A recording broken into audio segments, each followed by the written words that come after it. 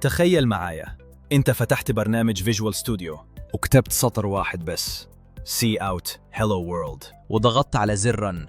السؤال هنا، ايه اللي حصل في أقل من ثانية؟ هل الكمبيوتر قرأ كلمة هولو وعرف معناها؟ الإجابة لا.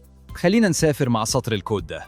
أول ما ضغطت رن، الكود اتحرك من البرنامج وراح لواحد اسمه كومبايلر، وظيفته إنه يبص على كل حرف كتبته، ولو لقى فاصلة ناقصة أو حرف غلط هيرفض يشغل البرنامج كله، ولو كل حاجة صح هيبدأ يترجم الكود من لغة البشر للغة الوحيدة اللي الكمبيوتر بيفهمها، ماشين كود. بعدها الترجمة دي بتوصل للمعالج أو السي بي يو، وهنا تبدأ السرعة الحقيقية.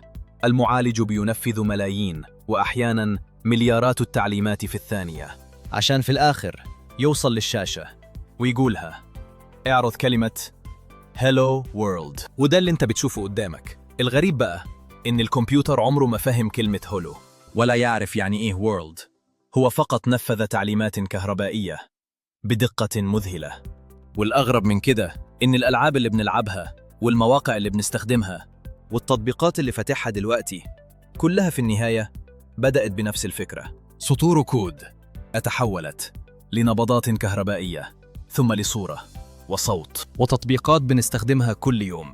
وده يمكن أجمل شيء في البرمجة، إنك تكتب فكرة في دماغك فتحول لشيء حقيقي يقدر أي شخص في العالم يستخدمه. فالمرة الجاية لما تضغط رن، افتكر إن سطر الكود بتاعك لسه بدأ رحلة طويلة جدا، أنت مش بتشوف منها إلا النتيجة الأخيرة. ولو عجبك النوع ده من الفيديوهات، اعمل لايك واشترك واكتب في التعليقات. تحب نعمل رحلة تانية؟ يمكن المرة الجاية تكون رحلة ضغطة واحدة على زر لوجن لحد ما تدخل حسابك.